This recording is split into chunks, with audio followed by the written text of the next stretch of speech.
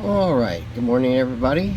Another day. Today is Sunday, the 15th of September 2024, about 9 o'clock, about 9:30 in the morning.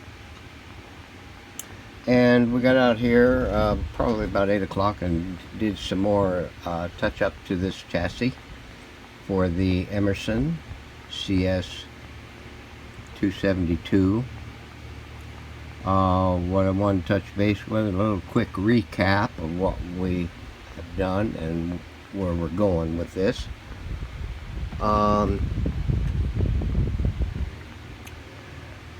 The power cord we got in and got it hooked up, common over here to the rectifier tube, and the hot over here to the switch. And one thing I wanted to note that I didn't note in the previous video was this C26 cap right here. If you notice, it comes off one side of the line voltage, comes over here to the rectifier tube, and the other side, if you follow it along, it comes over here to the other side of the power switch.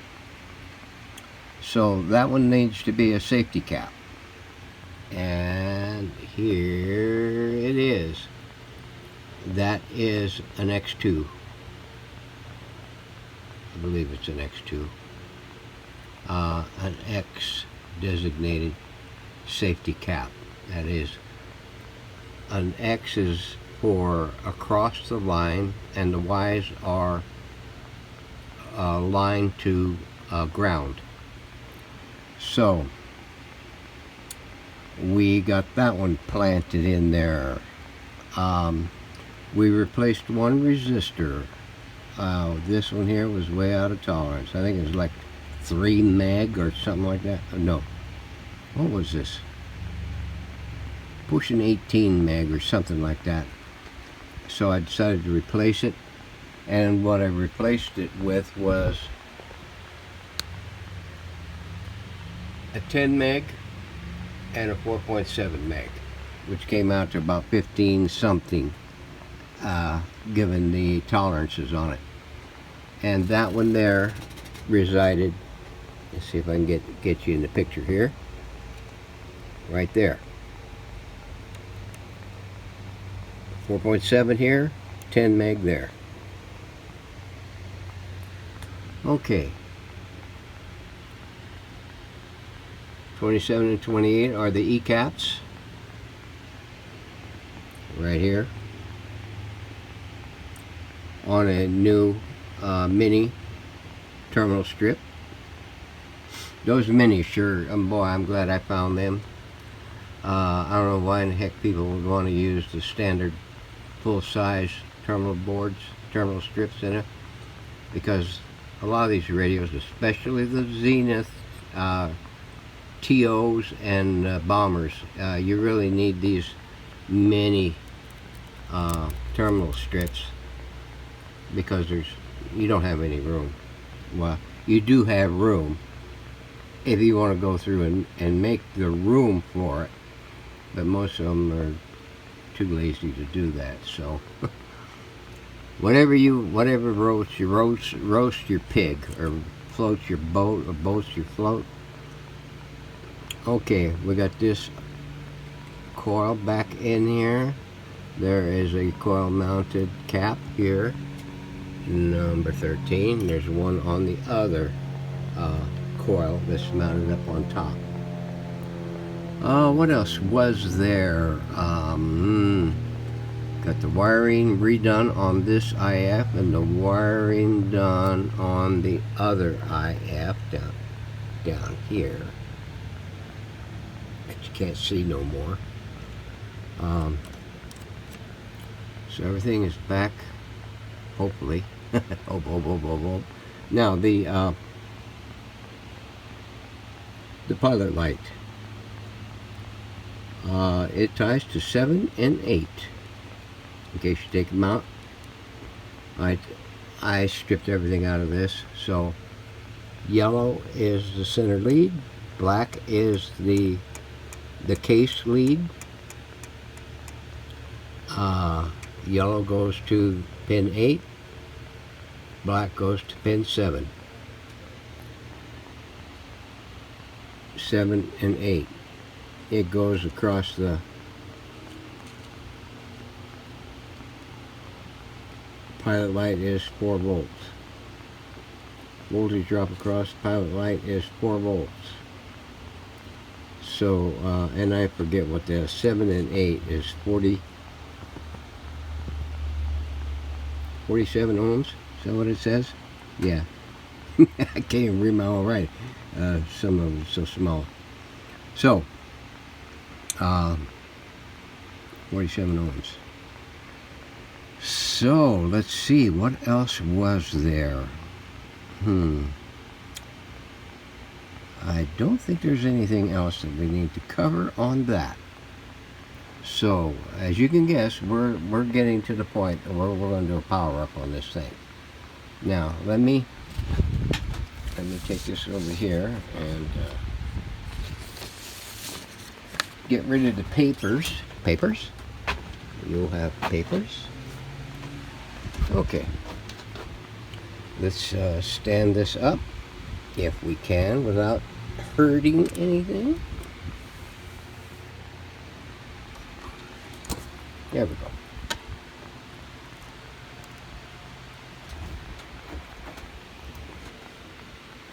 The dial, plate, and the lamp. I'm not sure if I replaced that. This might be I don't know if I replaced that lamp or not. If I can second it. I ran the lamp a ding dong. So we got that wired in. So now we're going to populate the tubes into the chassis, onto the chassis, and we're going to do a checkout on this. Oh, remember when I said in the intro video I thought it appeared to be an Ingram cabinet? Guess who? Bristol, Connecticut. So that's going to go back on the cabinet. The cabinet is mostly refinished. I need to do another final sanding on it with a 400 and a 600 and maybe 1,000 grit to get it all nice and smooth. And then we'll get it shot with a good coat of poly, and we're going to wait 2 hours thereabouts and let it cure up mostly, and then we're going to put the logo decal on it, and then it'll be ready for a final spraying. Maybe at least 1 coat, maybe 2 coats, I'm not sure, but we'll see when we get to that bridge. So let me go ahead and get the tubes loaded. Palmquist did have a dial cover and managed to get, boy, he's got a lot of stuff there. So we grab the tubes and we will get them ID'd and etched and cleaned up and put back on the chassis, and then we'll be back. So hang in there. Alright everyone, I think we're at the moment of truth here. Got the power cord ready, got the dumb boys out. We're going to bring it up on the 75 watt bulb in the beginning, limit the power requirement on the thing, and we'll move higher as needed, as needed. Plugged into the killer watt. We're set up for telecoms. We're connected in on the chassis to the ECAPs to see what we're supposed to read. I think it's set 125. Let's double check that. Voltage at Z25Z6, 128. 128 volts is the target, or our limit, there around. So I believe we have 120 volts feeding the power supply. So we're on, and here at the switch, and somewhere around mid-range there. I think we're on the AM band, but I guess we'll find out. And let me see, what else we thinking of Rickus? All the tubes have been checked. See all the numbers on the tubes?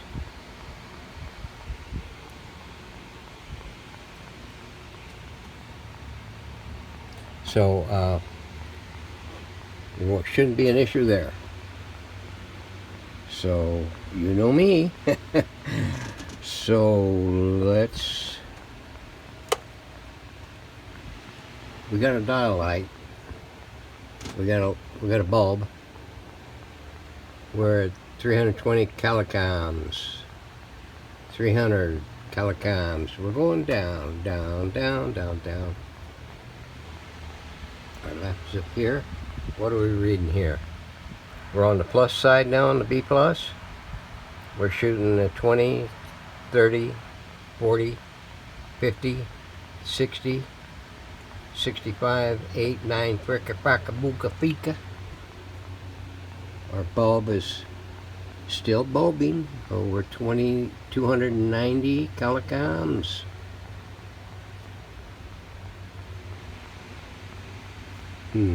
I do have a long wire, since this doesn't have an internal loop. I have my long wire on it.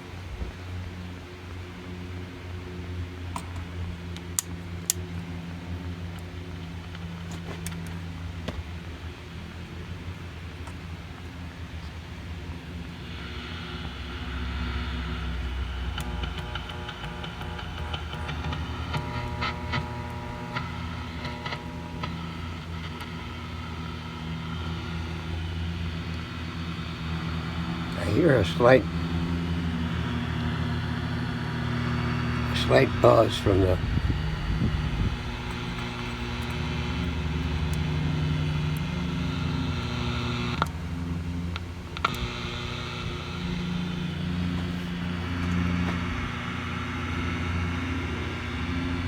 $290.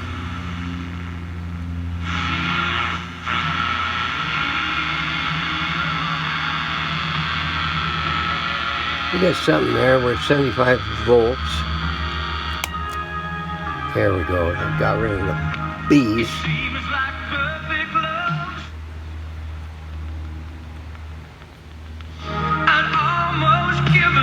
That's an image of our local station.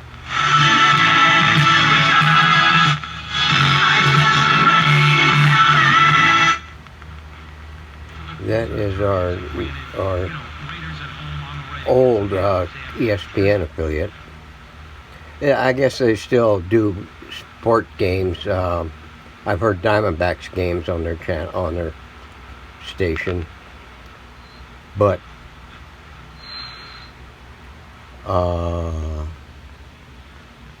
no other games.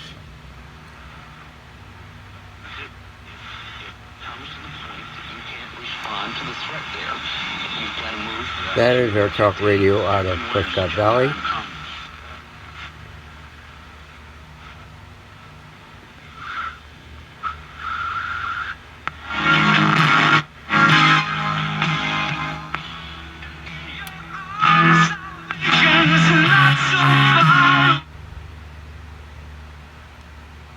Okay, Don't want to leave it on there too long because they will strike me. That was with one bulb. We're still 290 kilocalories, 74 volts. Let's kick up the other bulb.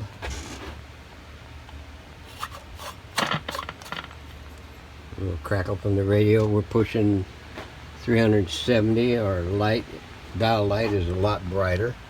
We're at 93 volts. 300 and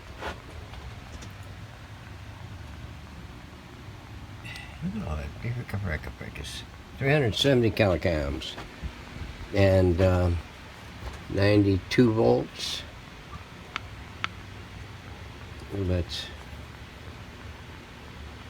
escape to great music. AM 1600 KYBC. It's no secret, today's diesel isn't as good as it should be. Diesel lacks lubricity. That can lead to fuel system failure, costing thousands in repairs. Tone? But you can prevent those issues with Hotshot Secret products. Clean injectors, boost the... tone is working.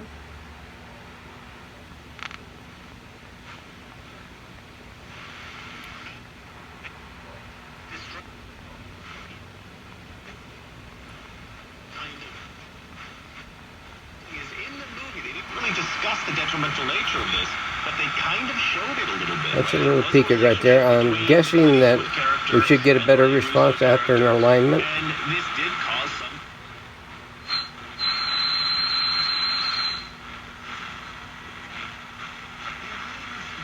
That's a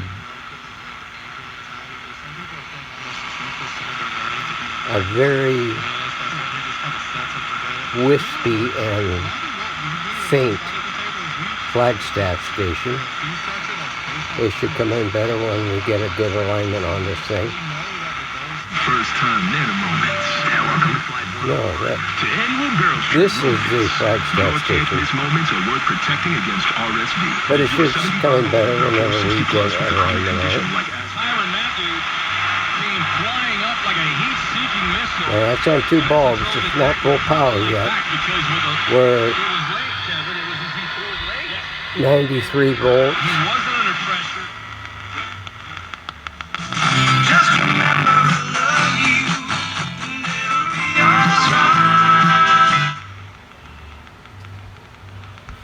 Flowers. Garden mums are perennial in the Verde Valley, Sedona, and Prescott areas. You can find the That is an image of our local.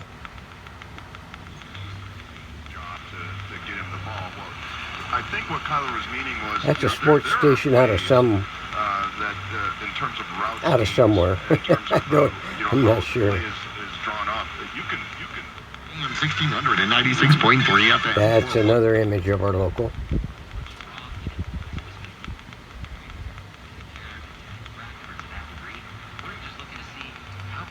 There's a real faint thing there. That is, I think, out of Phoenix. So we might bring it in a little later.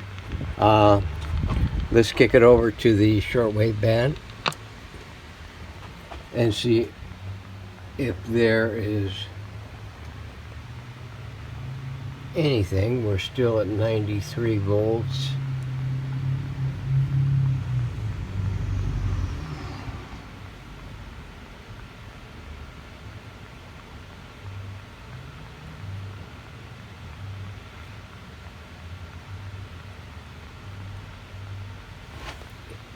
It is about 11:30.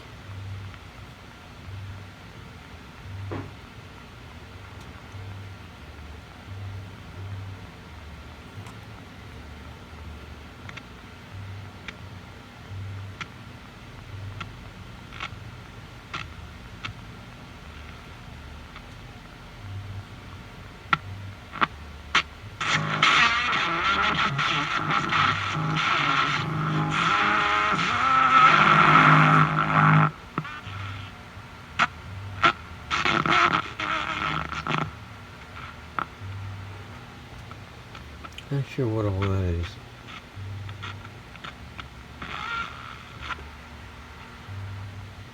Okay, didn't expect to get much on that. We're gonna have to investigate that a little further. and see if we can get it better. Do an alignment on this thing and see if we can bring in better results on that thing. We're 94 volts, 360. Okay, let's see what we get when we go full power on this thing. So let me pull the plug with there. Excuse my shaking around and everything. Full power, 103 volts, 390.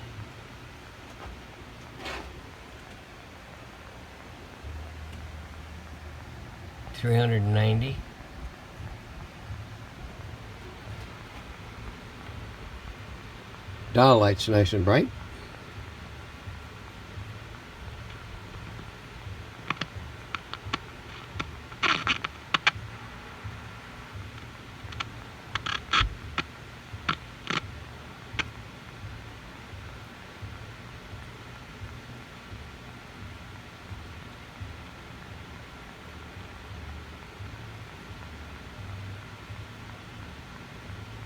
Yeah, we're gonna have to scope out that thing on the shortwave. 100 volts, still 390 calocoms.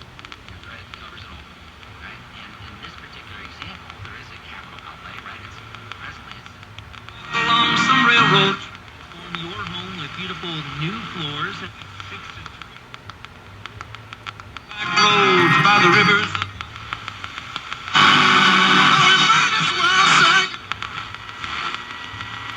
Yeah, still shows the town.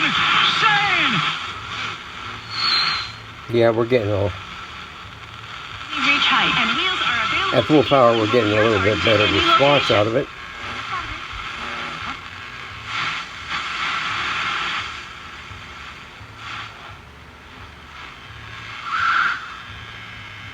Sun might burn me till I'm blind.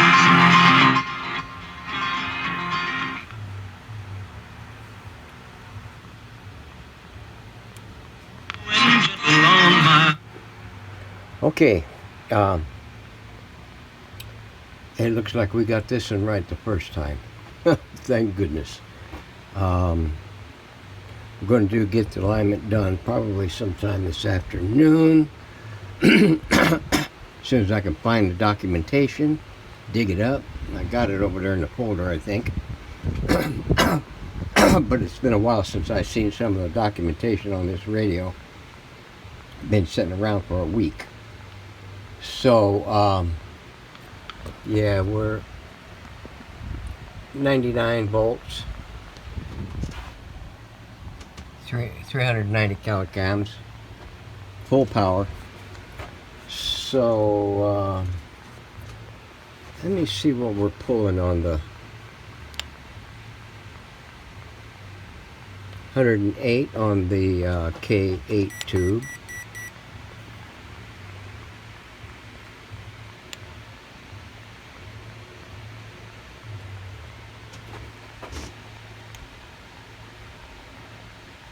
$150 on the, how are we doing on this one?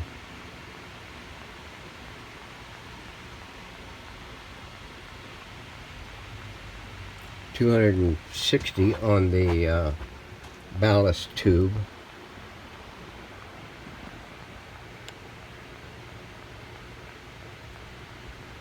$125 on the AE5. $135 on the Q. On the rectifier, $236 on the output tube, $234.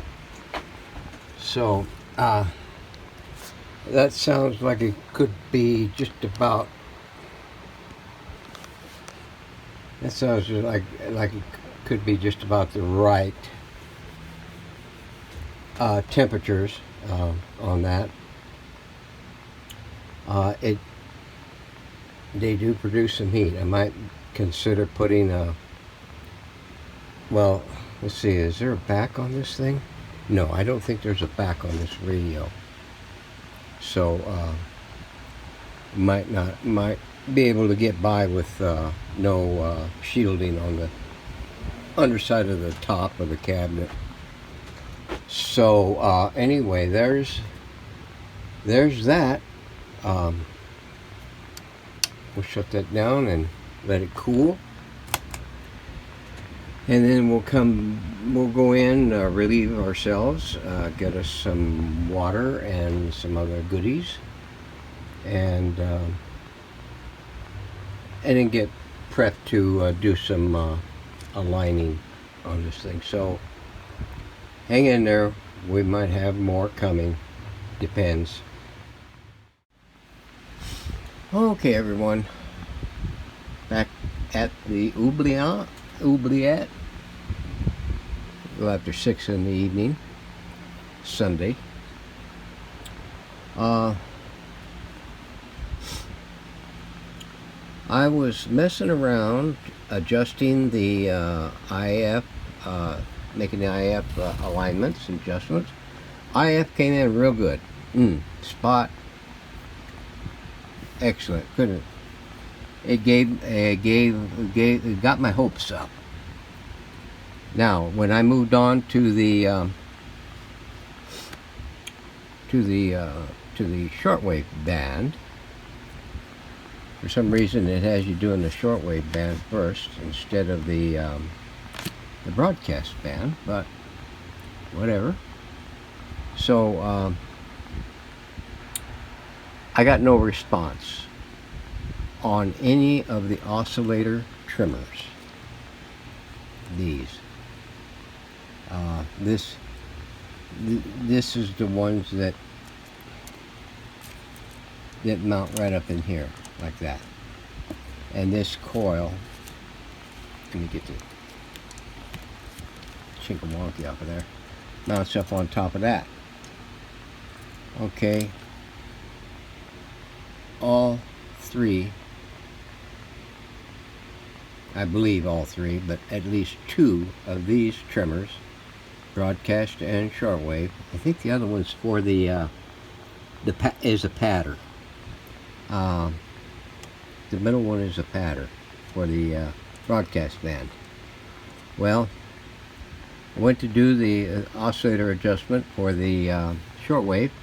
No response, nothing. I could not move that tone one way or the other. And then I went to the broadcast band. I figured, well, let's try to see if there's any response, and nothing. No movement at all on any of that adjustment. Now, as far as the antenna tower, right there, that's the antenna coil. In case I called it an oscillator, it's the antenna coil and trimmers. And the top one is for the wave trap. This here is the center one is for the broadcast pattern. The one out here on this end, farthest from the corner, is for the broadcast band oscillator. And the other on the inside, the nearest one, is the shortwave oscillator trimmer.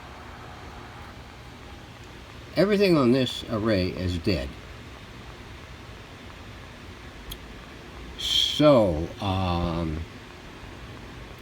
I double and triple checked, and everything is according to Hoyle. If you remember Hoyle. But I'm not getting a reading between 13. Let me see if I can explain this without mansplaining it. Here is number 13, C13. It's an 01. This one right here. It goes from here at one end to up here on the other. This is the only lug up in here.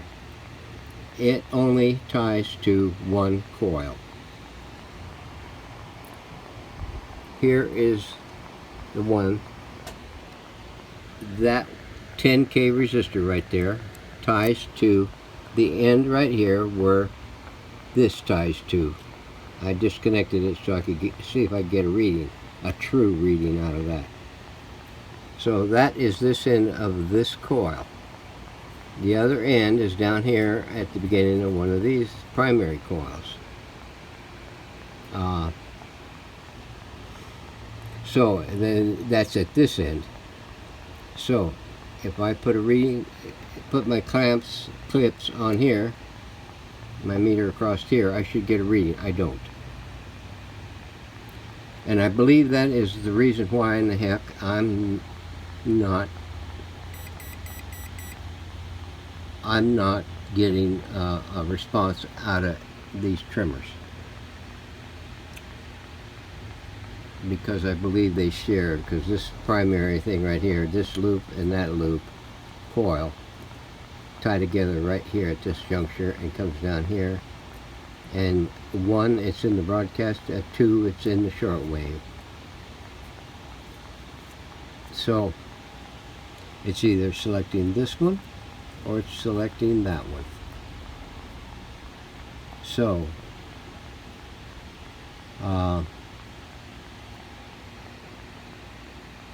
if I see that, looking down through that tube, I can see that there is wires that run from approximately right in here down to that lug and up to this lug. So I should be getting a reading, and I don't.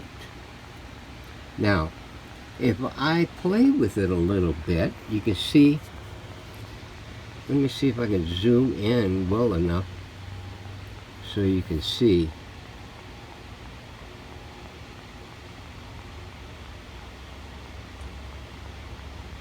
That spot, see that black thing right through there? That is that wire. Hair thin as it may be. And there's not very much of it. I mean, it just barely comes up and wraps around this lug right here. If I mash on that thing with my probe, that probe, and I mash down on that spot right there and wiggle it around, I'll get a reading. But out here on this end, nothing.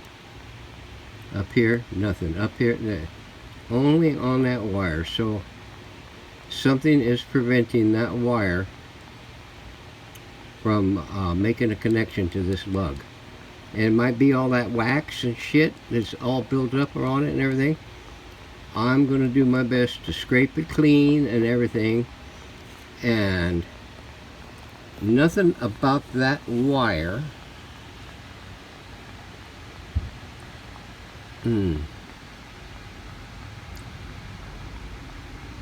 it's all in that tube. It's all inside that tube. So I'm going to have to delicately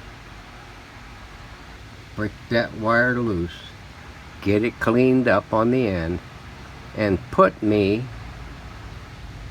a strand of lead from my stash up there, and get it soldered onto the end of that wire and bring it on up so I can wrap it around this lug and then try to get a reading out of it. So I'm thinking that is it. The broadcast was coming in really good. I got all the stations that I normally got. And then pretty much was only picking up a couple, if that many. One of them was our our local station, and our local station is like about 2 miles from here. So, and I mean, it's a boomer, well, located where I'm at.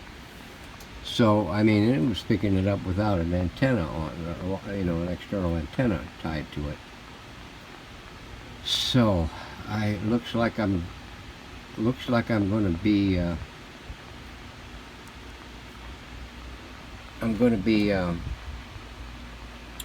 messing around with this coil for tomorrow. Tomorrow being Monday, I don't have anything on my plate as far as anything else is concerned, other than maybe getting something to eat, and that's pretty much all. Drinking a lot, trying to stay hydrated. We're not scheduled to have any 100-degree days for at least the foreseeable future. So it looks like fall came early.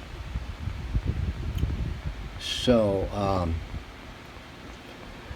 I'm going to be taking care of that tomorrow, hopefully, and we're going to make some more tests on this coil. I'm going to see if I can't get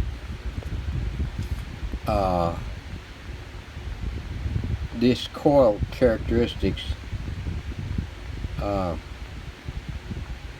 taken care of, and get it illustrated. I didn't do this one, but I did do the antenna coil. That's the one I'm mounted up on top. This one here, all I did was show the connection points onto one end and onto the other end. So I'm going to get that one diagrammed and break out the coils on it. There's only 3 coils on it, although it looks like there's more, but should only be 3 coils there. So there's 4 on this one. So let me do that. It is 6:30 in the evening. It's time to roll up the carpet in the oubliette and go in, cop the mail. So until then, folks, thanks for hanging in there. Thanks for watching and subscribing, and your comments too. Boy, those comments really help out my channel. So till tomorrow. See you then. Have a good evening.